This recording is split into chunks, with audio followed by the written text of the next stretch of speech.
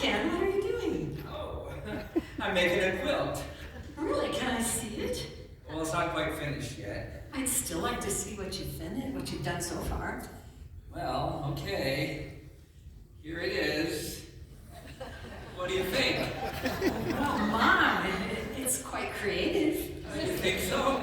I've never made a quilt before. So who taught you how to sew? Nobody. But I mean, how hard can it be? Well, it's like most things. It does take a little practice and some work to get good at it. Well, you know, I was thinking of joining prayers and squares, but the problem is you meet on Tuesday mornings, and I'm still working full-time, so I can't come on Tuesdays.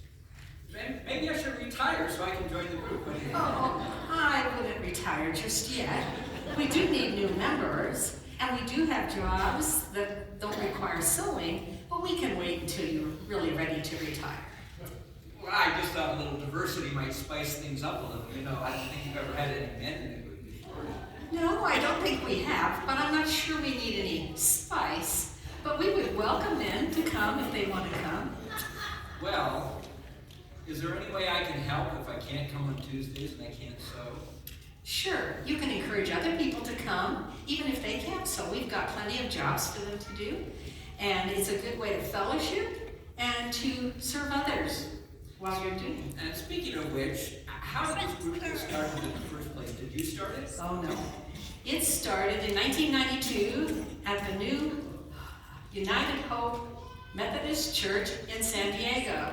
Some women were quilting together, and one of their grandchildren was in a coma following a heart surgery, and they decided to make a prayer quilt for him.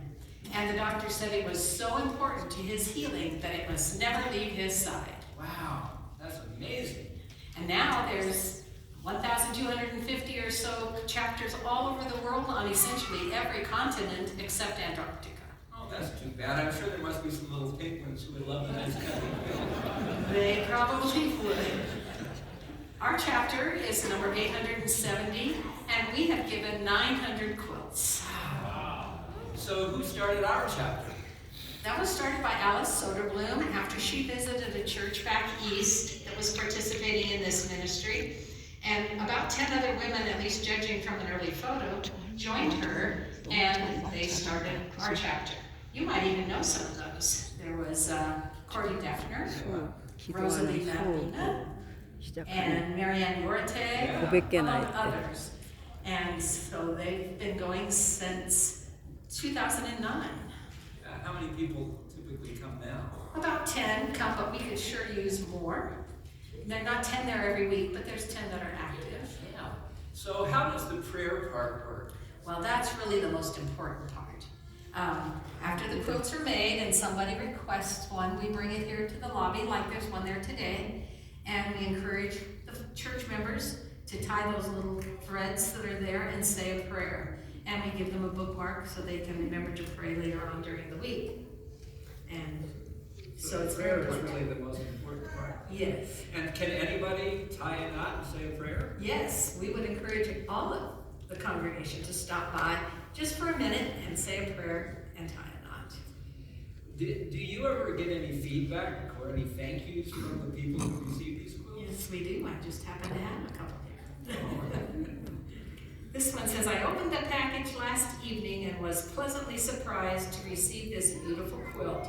Thank you so much for such a loving and caring gift. I have several weeks of healing.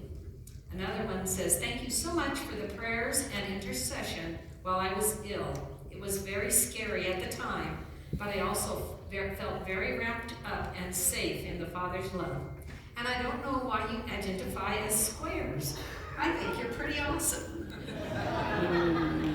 Well, I think you ladies are just awesome. Thank you so much for this wonderful ministry. But I have one more question for you. What's that? Well, I want to know about this quilt hanging out in the lobby. I bet you most people just walk past it and don't even pay much attention to it. That's probably true, but yes, there's a nice big quilt there. That was one of Alice Soderblom's last projects with Prayers and Squares. They made little squares and handed them out to the church family, and about 280 families designed a square, and then it was put together to make an anniversary quilt honoring 50 years for this church. Now, you may not also know that there's a book on the table or just on the lower shelf of the table out there where you can find anybody's square. So you can see what they look like. Well, my wife Cindy and I had the privilege of contributing a square to that quilt. My son Jared is an artist, and he had painted Cindy a beautiful picture of sunflowers. So she wanted him to put sunflowers on our square, which he did not do. So, being the creative person that I am, I decided that I would put a sunflower on our square. Do you see the pattern here? Making a quilt when you don't know how to sew, drawing sunflowers when you don't know how to draw. Anyway, I think it looks more like a chrysanthemum, but just a thought that counts. And I just think it's cool that I had the opportunity of contributing to the 50th anniversary celebration of this wonderful church. And I looked up in that book, and I found that your square is in row 1, column C. You weren't supposed to tell anybody. Thank you, Arliss. I guess I'll throw this away.